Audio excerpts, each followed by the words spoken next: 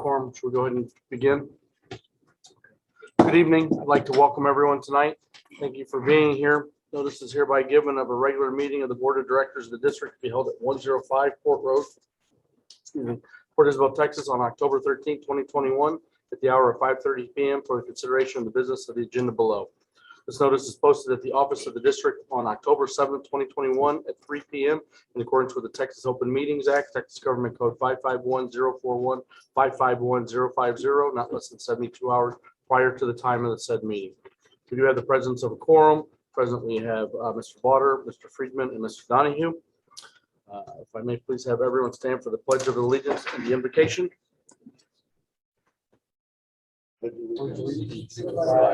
The United States of America, and to the republic for which it stands, one nation, under God, indivisible, with liberty and justice for all. Heavenly Father, we thank you again for another good opportunity, Lord, to present this board meeting, all the needs of the water district. Lord God, we just ask you to bless every agenda item that we have in front of us. We also ask you, Lord, that we will keep Evelyn Saldivar and her son Andrew Saldivar, that they both work with the water district and they lost their husband and father, Joe Saldivar, and we just lift her up and the family to heal the heart that's broken, Lord, and just thank you, Lord, for all your blessings. And keep us going.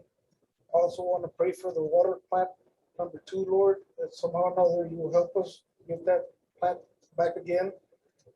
That it should be working in good condition, that because you're going to help us, Lord. I want to thank you again for all your blessings. In Jesus' name we pray.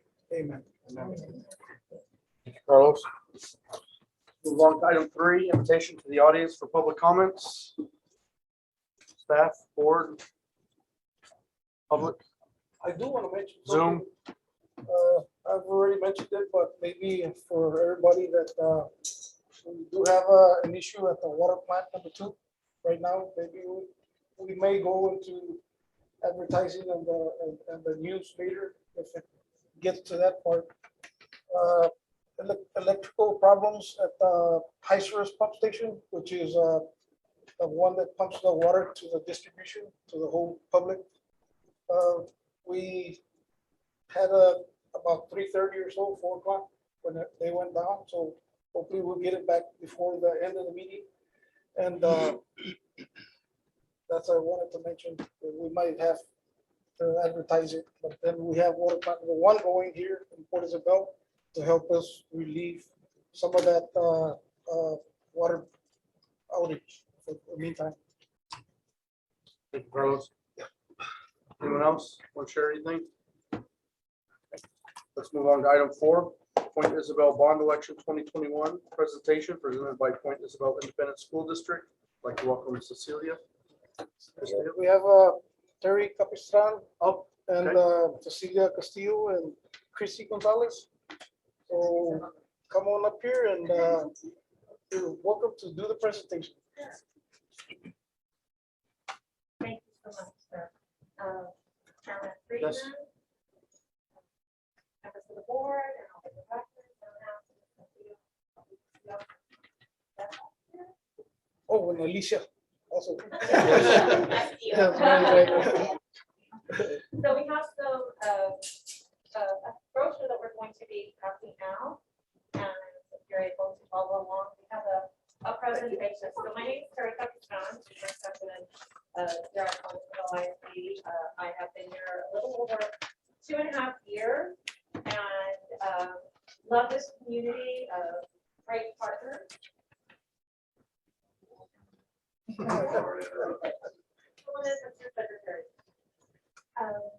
A great community to be in. And we know that this past year has been a difficult and challenging one for all of us because of COVID. But even throughout this difficult year, we have been. For the record, I'd like to welcome Mr. Starkey to the meeting. Board Member Starkey. Excuse me. Sorry to interrupt.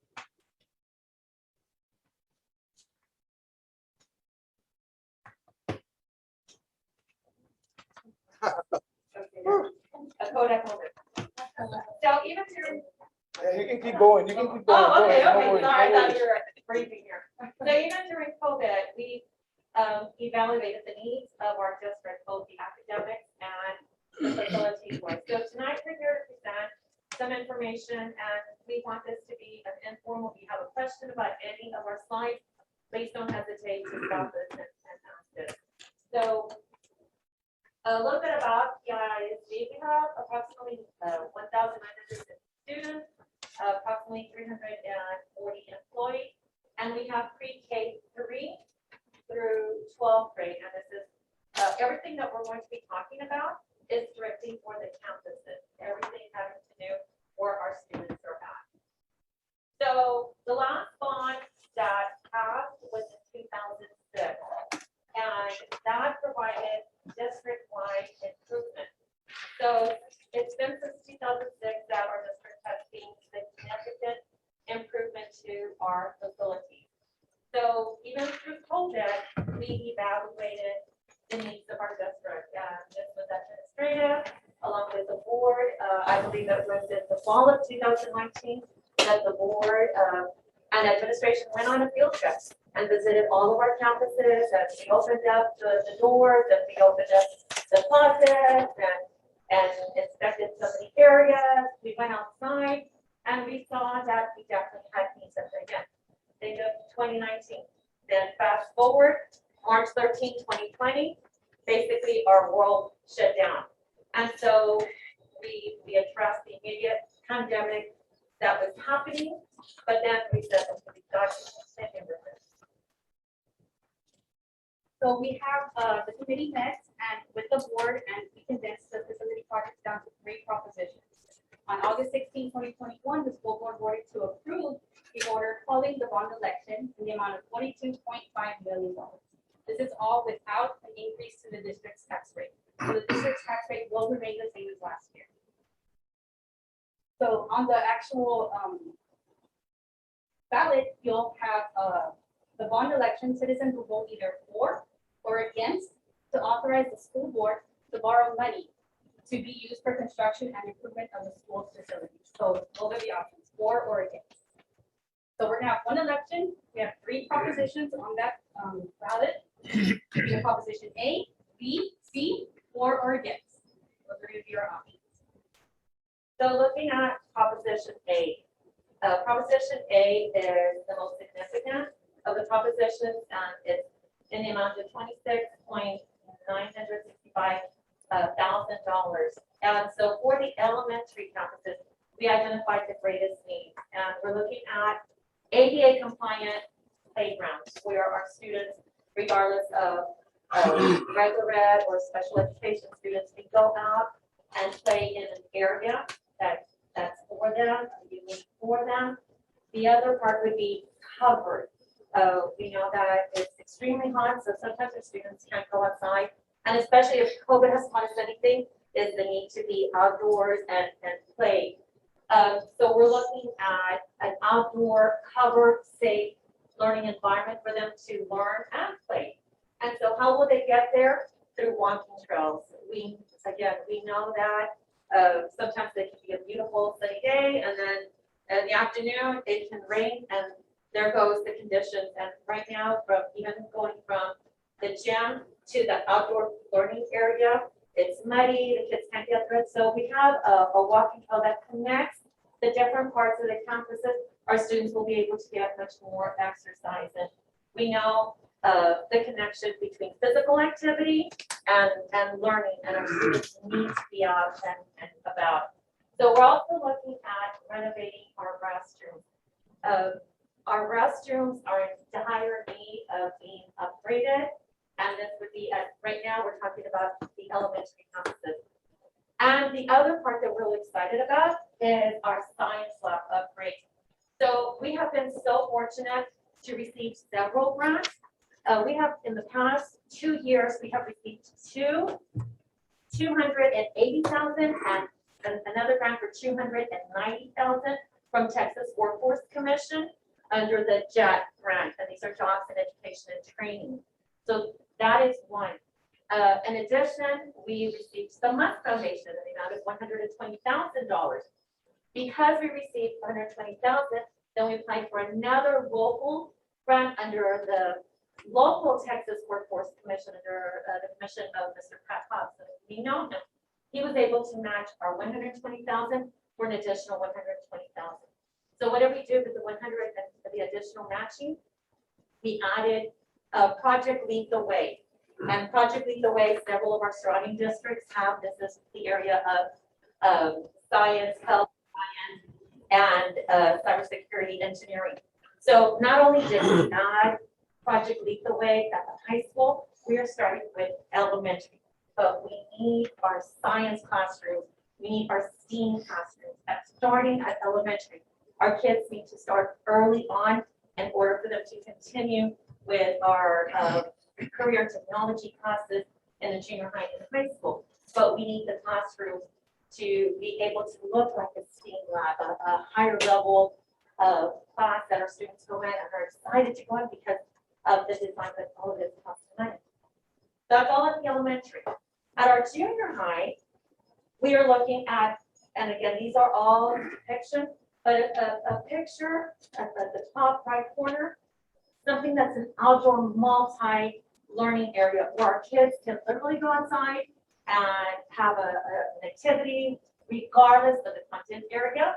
They can have a dance, they can have talent shows, because again, going back to this difficult year, our kids need to address the academics and there's been huge learning loss, but the social emotional aspect of learning is critical. So there's so many things that our students can do. We have to start looking at the junior high to the left. It's a huge area, and so looking at a multi-purpose facility that is a permanent structure. We're also looking at, again, the science upgrades. We need to increase the level of science activities. We've been in partnership with SpaceX. We've taken our kids on field trips there. But now we need the classroom, the learning environment to prepare our students to the real life work and job experiences that are available in our community. There's also a need for locker, our athletic facilities in the junior high and high school. More importantly, ADA compliant. Our showers need to be ADA compliant. Our restrooms need to be ADA compliant. So we're looking at upgrades at the junior high. We're also looking at, again, the walking trails. We need our kids to get out, and they need to take breaks in between and have a structured walking trail that connects one facility to the other facility that is desperately needed. In addition to restroom renovations, the junior high also is the only campus that does not have a stage. So we know how important it is to showcase our students, to have awards, to have presentations, to have talent shows. So we have the facility, we have the gym, and then we have an extra practice gym that we would look at adding part of the gym to add a stage. They can still use the other areas similar to Jerry at Eureka for practice and basketball and shooting hoops, but we would have a dedicated space that would also be used as a multi-purpose room similar to our elementary. Now our high school, this is all still under Proposition A. We have a beautiful, large auditorium. And if any of you have been to the auditorium, the facility is huge. It's one of the largest auditoriums that I've seen in the valley. I believe it's over 900 seats. Auditorium, beautiful, without the sound equipment, without the lighting, without the stage lighting. So guess what happens? Our UIL students, our One Act Play students, do not have the proper equipment needed, not only to compete, but again, in everything that we're talking about, it's about providing our students with more opportunities, whether they want to be the performers or whether they want to be the production crew that works on the lighting, on the spotlight, on the sound. So that's one part. The other part is 900 seat auditorium. There's so much that we can do with all of this, and not just only for our campus, but this is something that we would also offer our community. We're already partners with our community this past summer. We participated with South Padre, the police case, and we hosted the weightlift, the basketball, there was some field activities. So all that we have here, we want to open up the doors to our community because we're doing that, but we don't have all of our facilities that are able to do that. So an auditorium, if there was ever a need that you all can host a regional meeting and bring down some folks. This, we already have the phones, we just need the equipment for this. Remember we talked about the jet rack, but we do not, so looking at the bottom right hand, this past year, we have added so many different electives to our curriculum. So looking at our career and technology classes, we went from 6 elective classes to 15. We did not offer health science technology before last year. Last year we added that, so now our students are able to go into the medical program. But now we want our students to go in and learn in a facility that looks similar to a doctor's office, whether they're going radiology, CNA, nursing, but we need that area. In addition to our welding, I shared with you that we received a $280,000 jet grant. We have the welding equipment, but we want the facility to look similar, to be a simulator as if they were in TSTC and TSC. So we already certified our teacher to be NCCR certified so that our students are able to get the first level of what in the welding class. And we want to expand our programs and opportunities. In addition, upgrading classrooms, band hall upgrade at both the junior high and the high school. Went back so quick. So these are all the classes that we have now. Welding, robotics, culinary arts, advanced manufacturing, health science, engineering, and cybersecurity. And in all of these, we're looking at not just having the class, but having the areas of certification for our students. So I get a little excited when we're talking about programs for our kids. You know, it's a good thing. We also have the athletic part, Proposition A still includes our softball and baseball for fields. We want to get started for those. New tennis courts for our tennis team, because right now we don't have UIL compliant tennis courts where they can practice and compete with the seating area and canopies for the heat. And we also want to close our current tennis courts to address other athletic needs. Okay, so one question, do you know where PI ISD holds our tennis tournaments? We have a tennis team and they're advancing. We host them in Brownsville because we do not have the facilities that are here. So guess what happens? Our teams go to Brownsville, they eat in Brownsville, they sometimes spend the night in Brownsville. That should be coming to our community. And because we do not have the facility for tennis.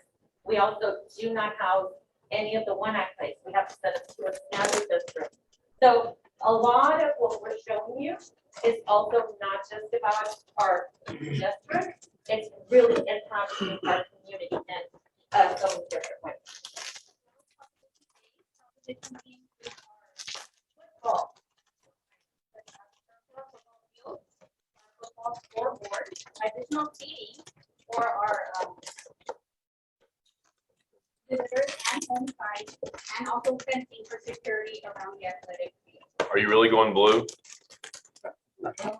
We are, that's our color. Go Big Blue. So one, just clarification for this additional, all of A, if you think about it, all of A has to do with the academics, the classrooms, even the tennis court and the softball fields are under the umbrella of academics.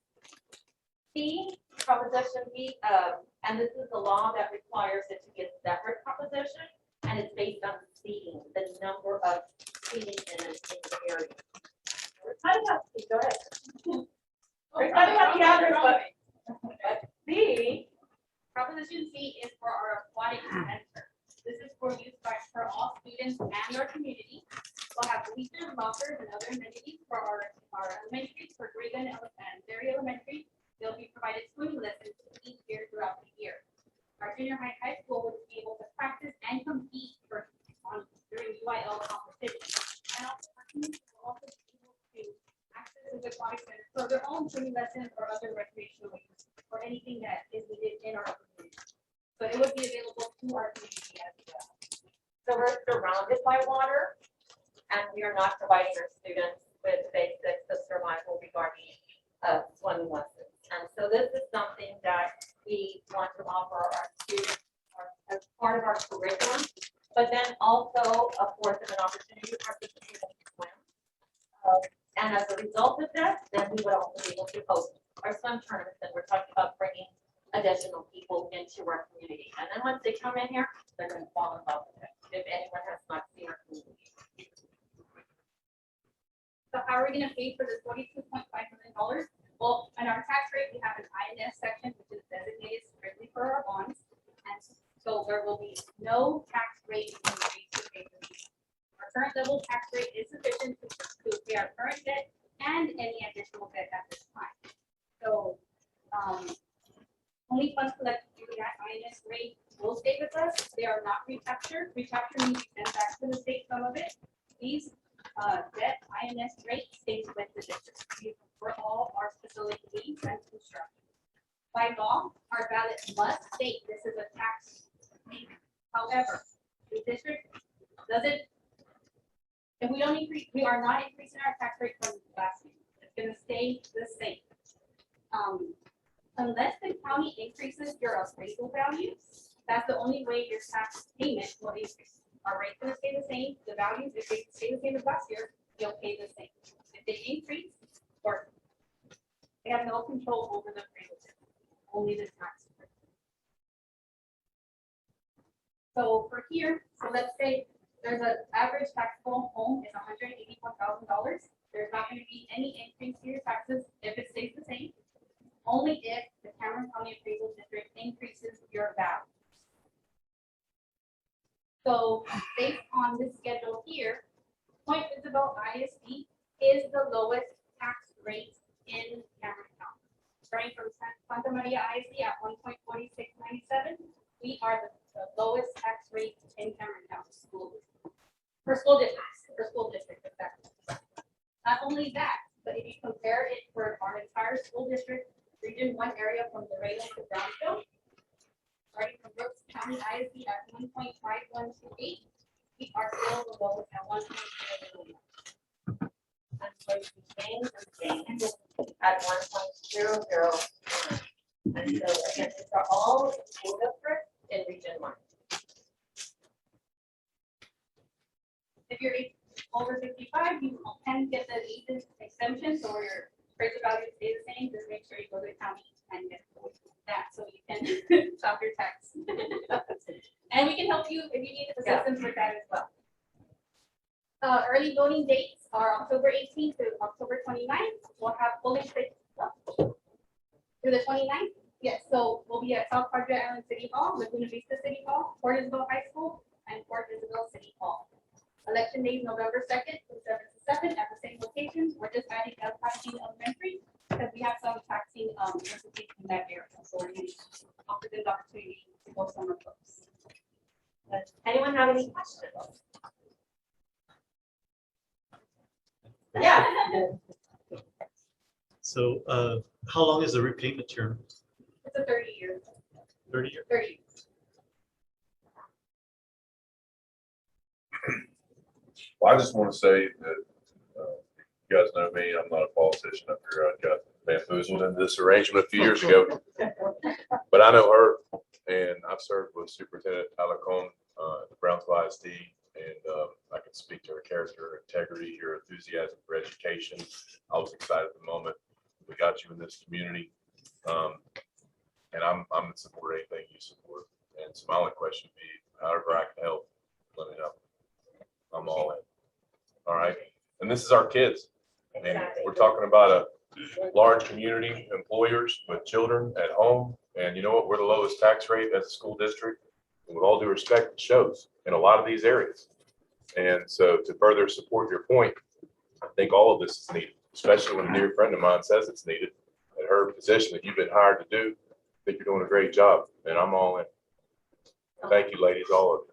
Yeah, we moved here 20 years ago, and we wondered why there weren't swimming pools to teach kids how to swim. It's shocking. So I'm 100% behind it. Yeah, that's a great point. My daughter was born in Brownsville. Both my kids learned how to swim in a swimming pool in the Brownsville Independent School District. Yeah. And amazing summer programs that do nothing but, enrich development of our young people in the summer months. Not to mention all the people that it will bring here. I mean, swim tournaments are huge, and they come from all over the state to our community to enjoy all the things, the restaurants and opportunities that we have for life here. And then that'll get them to come back, Exactly. So, and then all the money that we're wasting on travel and food for a tennis team to go play tennis in Brownsville adds up quickly for, anybody. Our one act play, that's a huge arrangement. Any fine arts things that we're shipping our kids to Brownsville becomes expensive quickly. I know as somebody used to have to procure buses and feed kids. So all that's money, in my opinion, it's being wasted, So anyway, kudos, ladies. Thank you. Is the goal in increasing the science program to have an opportunity to make you a little bit more like the medical academy, a little bit more? My kids both went there for high school, and they all, one graduated phlebotomist, one, is that kind of the goal? Yeah. These are different ways, and then there's certifications that when a student completes so many courses or able to take an exam to be certified in these different. It was one of the greatest things they offered. And they'll It be was earning more fantastic. money than we do. Yeah. So what we've done is in these past 2 years is really evaluated the programs that we have, and then we're trying to close gaps. And thank you, Mr. Starkey. And we work together, and we know the programs were offered in surrounding districts. Our kids in our community deserve that. We're a small district, but there's no reason why we should be offering a small number of opportunities. Yeah. And this provides us an opportunity to expand the facilities for our community. And I'm a believer in we provide more, we're going to bring in more tourists, more opportunities. And I know that they're going to fall in love if they've never been here before and retire here. We want a thriving community and an educated community. We'll continue to make this our beautiful community even greater. So that is the why, because our kids and our community deserve it. It's a win-win situation for our students and our community. We're excited about it. Well, I just want to say something that thank you all for bringing us all the information. And I'm in support of that because I know the kids' education is #1 in my heart. And I know a lot of you are the same way. Anything for the kids that's better and education and everything that y'all presented was very well presented and good information. And I support that. And I've met with you and I've seen your initiative position where you want to do a lot of things for the community, and just keep on doing that, and we'll be all in good hands. Thank you. Thank you all. We're passionate Amen. for kids, and we want to do more for kids. One of the things you might have mentioned too, I just told Jason there that even though it's a low rate, you should have no problem paying for it because we got some nice property values in this area. Yeah. Property values are high, so we look at all street. And So- we have the same tax rate for how many years? Same one for Well, last year. It's actually been decreasing for the past, yeah. So one of the things that we didn't publish here, but you mentioned something, if the appraisal continues to go up, we're a chapter 49, so we send 49% of our funds back to the state. So if the values go up, the state says you can only keep so much. So it's possible, not only will we keep the tax rate the same, but that we would actually continue to Money go stays lower here. them. The money stays here. No, to lower the tax Yeah, yeah. rate. We may have to, because the way that our property value is going up, it's control, right? So that means we would be forced to compress our tax rate. That's not there, but that's a possibility.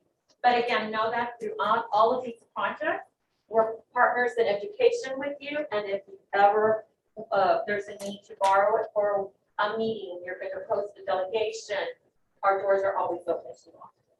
So we should remember, one more comment. Do you remember the bond that y'all just had? So, so what's next is they can go spread the word. Since early voting has started. Spread Yeah, the so. word. Thank you. Thank Just you. I wanna let you all go in good spirits. The water treatment plant is back in service. Yay! Thank you, That's always guys. a good thing. Yes, God is good. Okay, yeah, thank you all so much. Thank you. Let's move along to item 5. Consider and discuss the possible approval of the minutes of the regular meeting from September 22nd, 2021. Motion approved. Second. Motion made by Mr. Donahue, second by Mr. Slaughter. All those in favor? Aye. They are, none opposed, motion carries. Item 6, general manager's report, Carlos. Yes, sir, Mr. Chairman, members of the board. I have 2 conferences here available for the board to attend if you wish to attend. One of them is in Eagle Pass where there's a waterworks for the region there that it's to learn more about the water reservoirs that we have, or Falcon Lake and Amistad Lakes. And then that's where this is located at Eagle Pass. So read the information in there. If y'all are interested, let me know. And we got to get it registered in the early part, because if we wait, sometimes you have a hard time finding a place to stay at. And then the other one is for April the 4th through the 7th. That one's in San Antonio. So that one, it's a little bit more of more information, a bigger conference than the one in Eagle Pass. So think about it, read it, and let me know. We can register. Daisy is ready to sign up for the hotels and the registrations. And then again on the reservoir levels, sorry to mention this, but it's still going down. We're at 37.4% full. So looks like we're gonna have some rain this coming week, but I don't want to say anything. I lost a bet with Eddie, $1. And we'll get all the water back in September, because it usually rains in September. I just remember all the time going on a hunting trip and being in the mud and all that. So I lost that $1. Anyhow, hopefully we'll get that water back soon. And that's all I have. Thank you. Let's move on to item 7, Director of Operations report. Robert.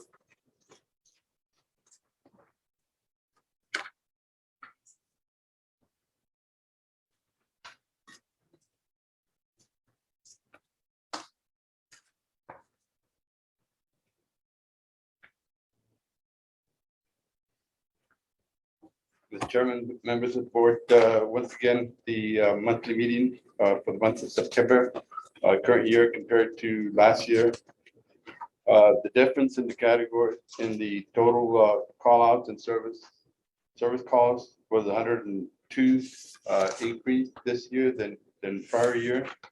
And it went up in customer service calls and distribution, primarily. Those are the biggest jumps, which it affected the water taps. There was an increase in water tap from last year, which was 6 to this year at 65. So it was an increase of 59. A lot of that has to do with new construction, irrigation meters that have been installed, along with the regular meters for the houses. The other area was work on meter boxes, and unfortunately, we keep having problems with that area because a lot of the water meters are on driveways, or they're right off the driveways, and people just park on them, run over them, break them. And so that also affects the other area, which had an increase, is the district leaks. When they run over them, that usually affects the angle iron or something. So we have to go out there and fix it. And that basically, as far as distribution, that's what affected the service orders and the call outs. In the collection area, that decreased by 26 calls.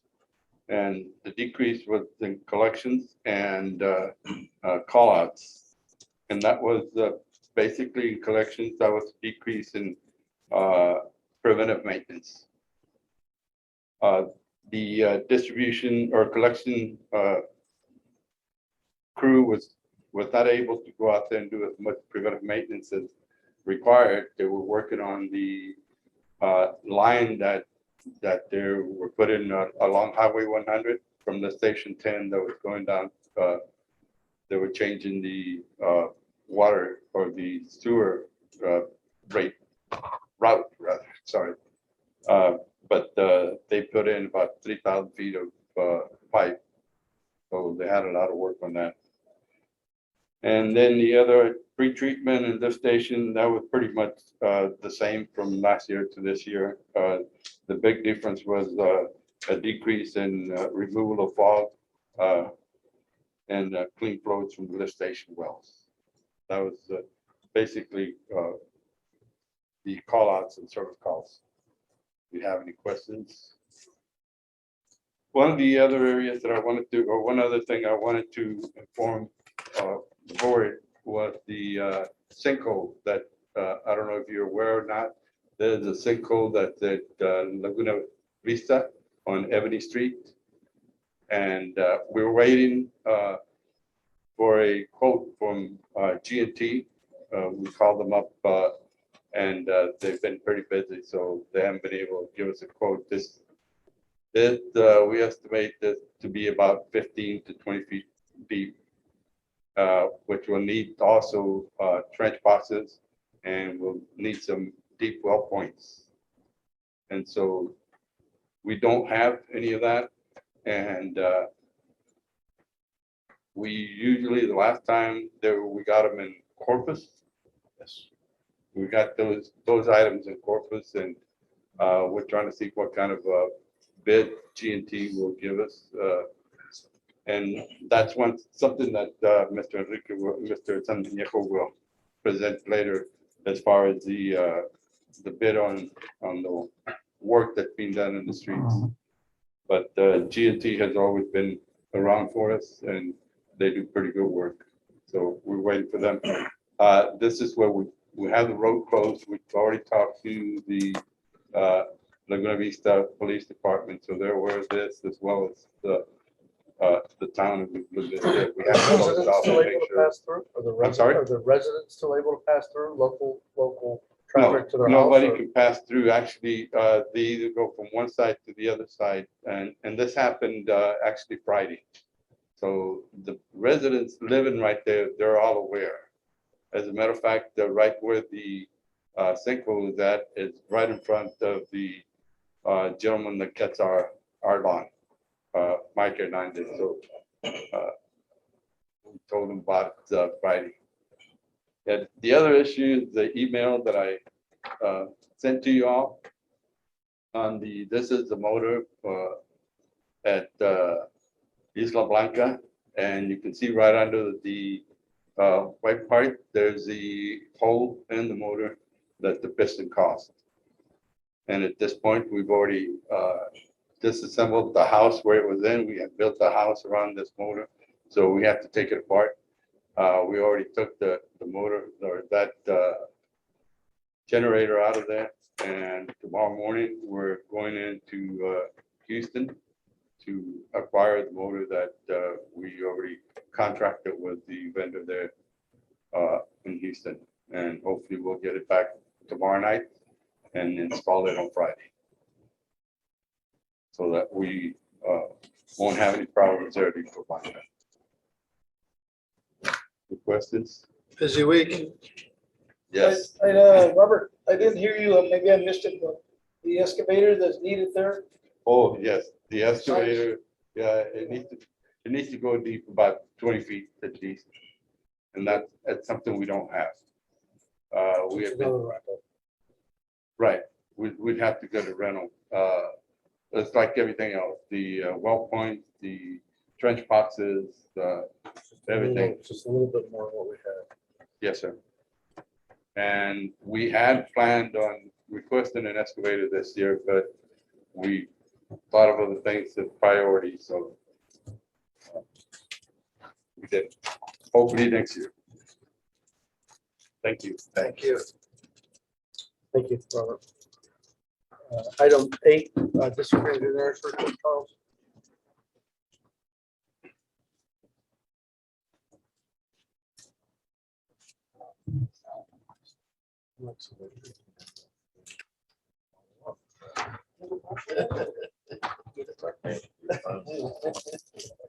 Call Flossman.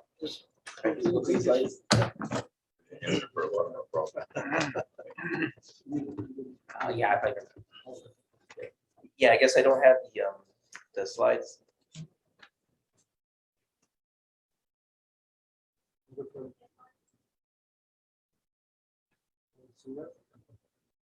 Let's see if we're able to load the slides. Again. Yeah, again. Yes, I know people have been asking, what are we doing with our tax bonds? So this is our first run of the presentation that we plan to give to the various cities.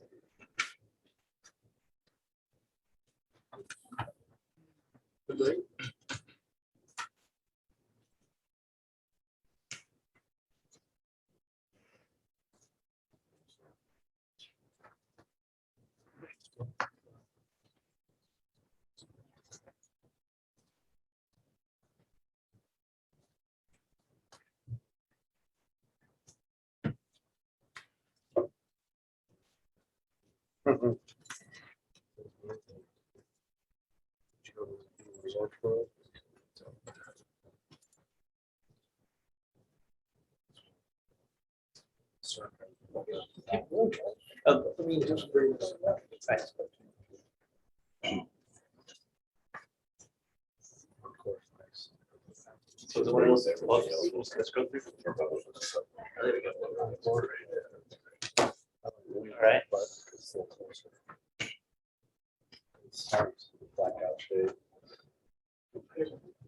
Ready for you. All right, yeah, so I guess we'll just kind of go through the slides here through the PDF file.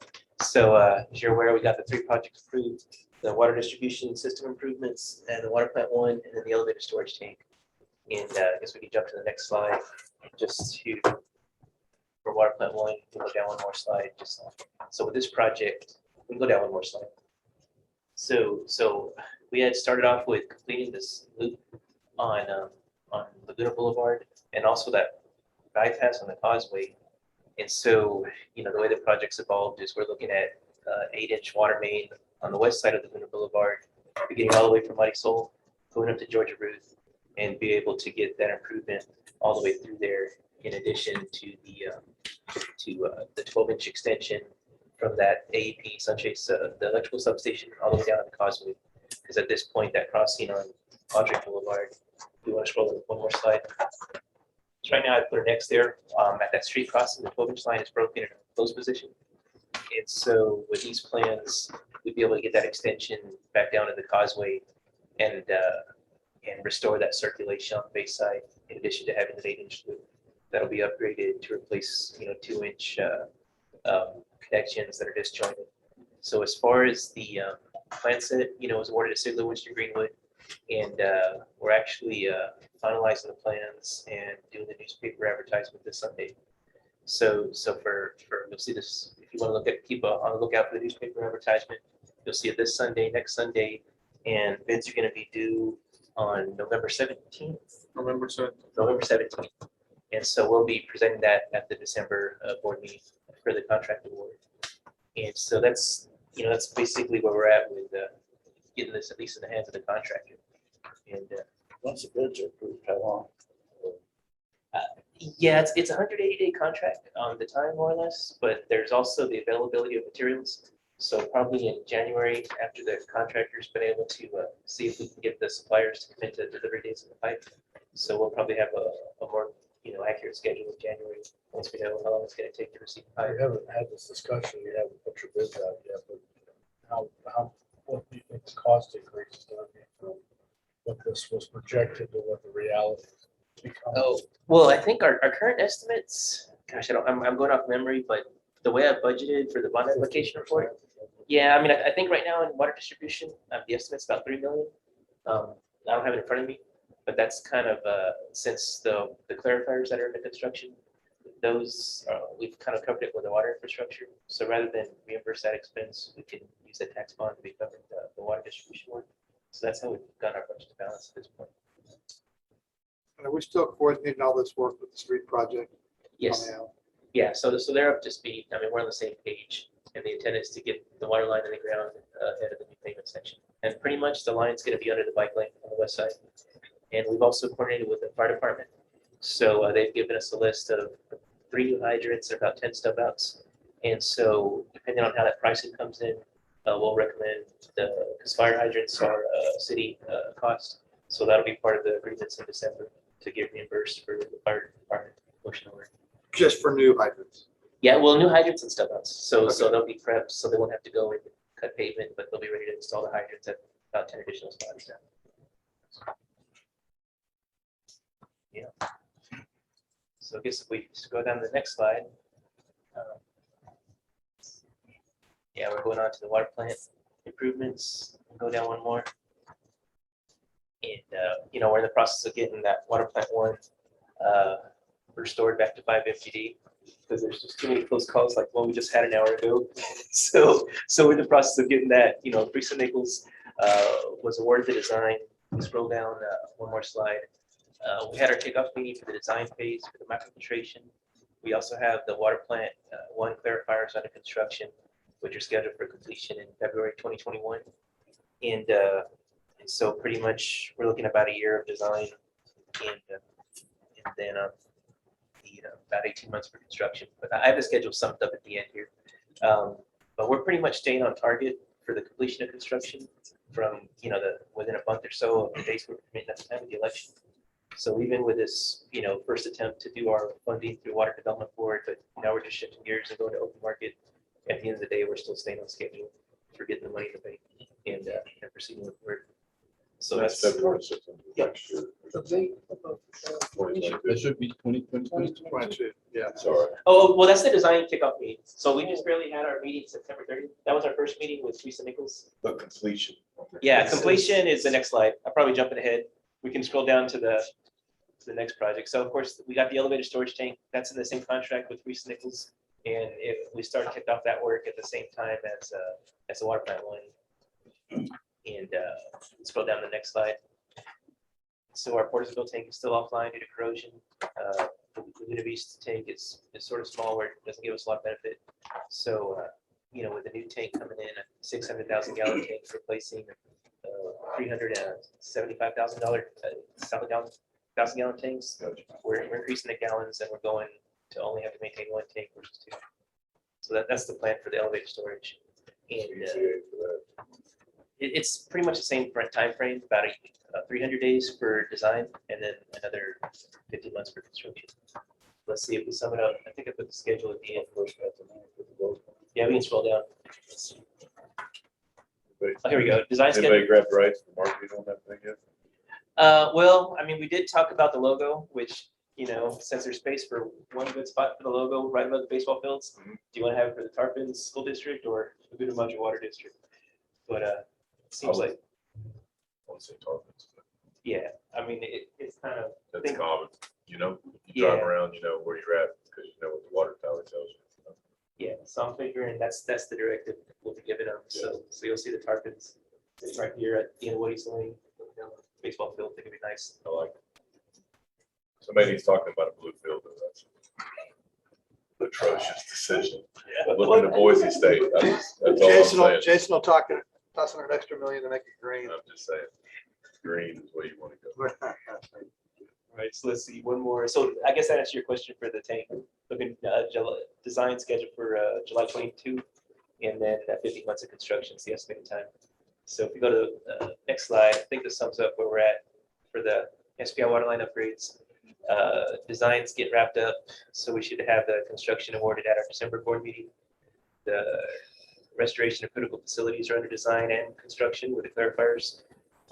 New elevator storage tank in design phase, and our bond application report, we're pretty much wrapping it up so we can start that clock for submittal and review to TCEQ. And so I guess we can scroll one more slide. So these are the key dates as far as complete our funding application this month. With that, we should have be able to request a 45-day expedited review of the fund application with TCEQ. And then we'll be scheduled on a close in around February next year. And completing design September 2022 with construction be wrapped up June 2024. So that's the schedule. For everything, June Yep. 2024. Yeah, that should be all 3 projects. So that wraps up the status of where we're at with the tax budget. To be in your third term. Yeah. Enjoy the term.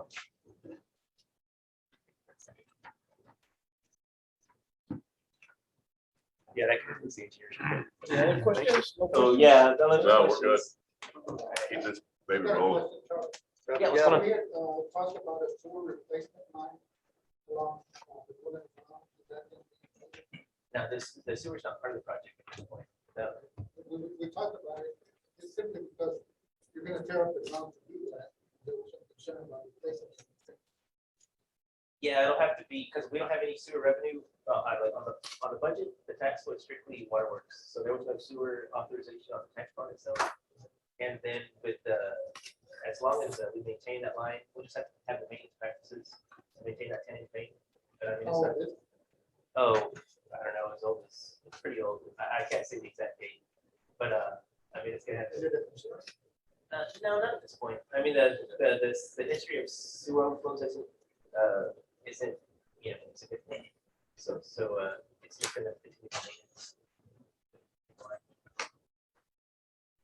Thank you. Thank you, Charles. Let's, Yeah, we just concluded the engineer's report. let's move on to item number 9. 2. No, it's not there. Thank you, Charles. Item 9, consider and discuss for possible approval of agreement with U.S. Army Corps of Engineers for Lagoon Lottery water desalination intake and industrial discharge modeling study. All right, so I've been coordinating with the Corps of Engineers in Galveston for this grant project. We're looking at trying to determine our best location for the intake for a seawater treatment plant here in Port Isabel, and how that'll interact with our sewer discharge, including the brine from the seawater process as well. So there was some portion of work where they needed a consultant involved, so I got discussions with Tetra Tech. And so that's a separate action, but it's also the portion of work that's described here under Lmwd for our agreement with the Corps. And so if we jump over to page 6, that's really the cost summary. We're looking at a total cost here to complete the study for $350,000, where it's 50% paid by federal funds through the Corps of Engineers, and then 50% would be a local responsibility to complete this effort. And any of the outcomes we're looking at for this study is to determine what's needed for the intake and how we're going to get that water over to the water plant for the seawater component of our facility. So that's really the effort that we're looking at through this study. 75 grand. Yes. So at this point, we're recommending our approval of the study. And then if we approve, then the Corps of Engineers will send it up for their approval on their end, which will take about 8 weeks to complete. And then we look about the study, I believe, is about 350 days is the duration.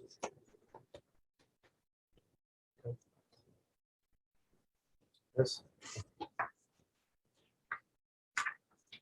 This is an action item. Motion approved. Motion for approval by Mr. Donahue, second by Mr. Sarkey. All those in favor? Aye. There are none are opposed. Motion carries. Thank you. Item 10, consider and discuss for possible approval of proposal from Tetra Tech for seawater desalination facility core mix study.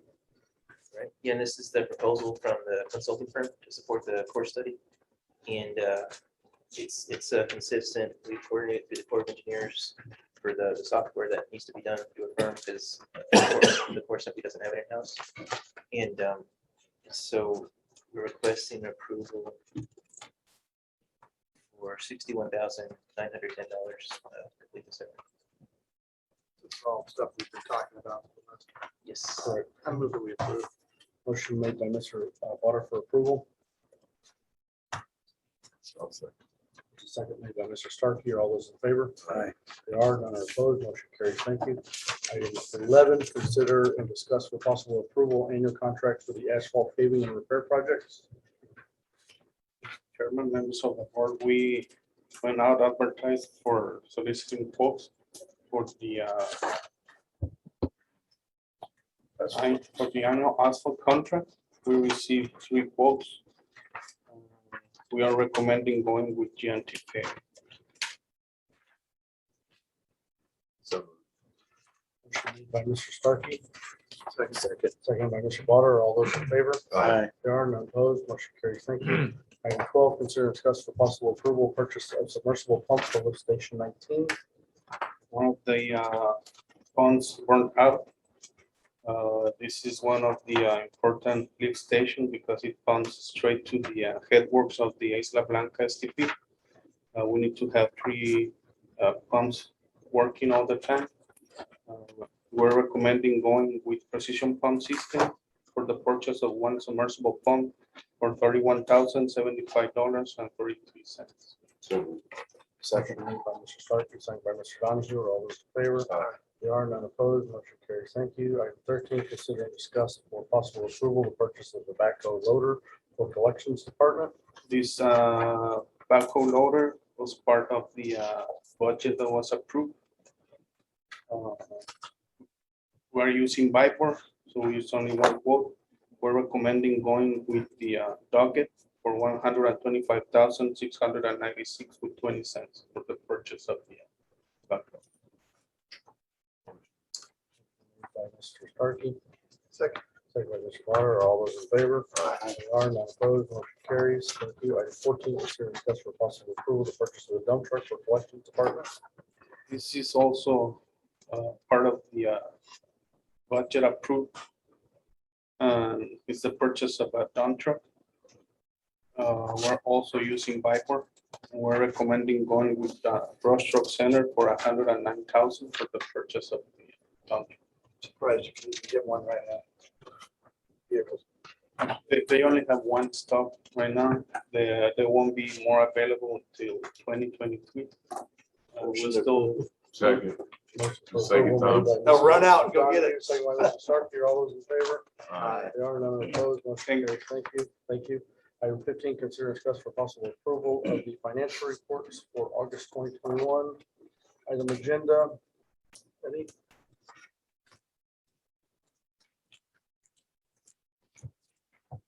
So, other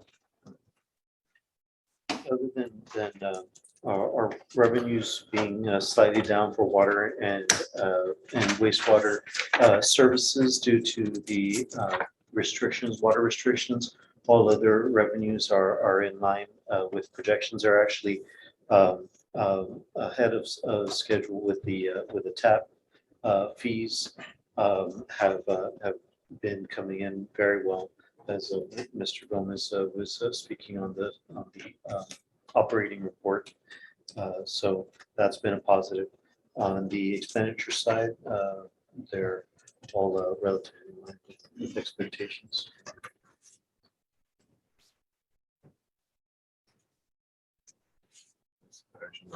Acknowledgement. Yeah. Motion to acknowledge by Mr. Starkey, also by Mr. Donahue, by myself, Mr. Friedman, and Mr. Water. All have acknowledged. Item 16, consider and discuss for possible approval of a resolution adopting the investment policy for the fiscal year 2021 to 2022 of the Laguna Madre Water District Resolution number 190-10-2021. Okay. Annually, we have to adopt the investment policy. There are very minor changes, both mostly just to some verbiage. Nothing significant on this policy was changed. It's an action item. Motion approval by Mr. Starkey, second by Mr. Donahue. Are all those in favor? Aye. There are any opposed? None. Motion carries. Thank you. 17, consider and review the expenditures for September 16th, 2021 through September 30th, 2021. Everyone reviewed the expenditures. Questions or comments about anyone in particular? Otherwise, we acknowledge them.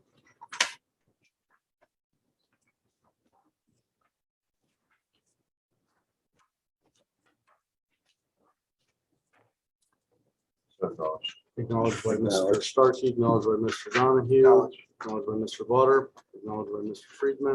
Item 18, consider and remove from the table the following executive session item under section 551074, personnel matters tabled at the regular meeting on September 22nd, 2021. No action. We don't have quorum, or we don't have a full board meeting to discuss that item. So at this time, we're going to adjourn this meeting at 6:30 PM.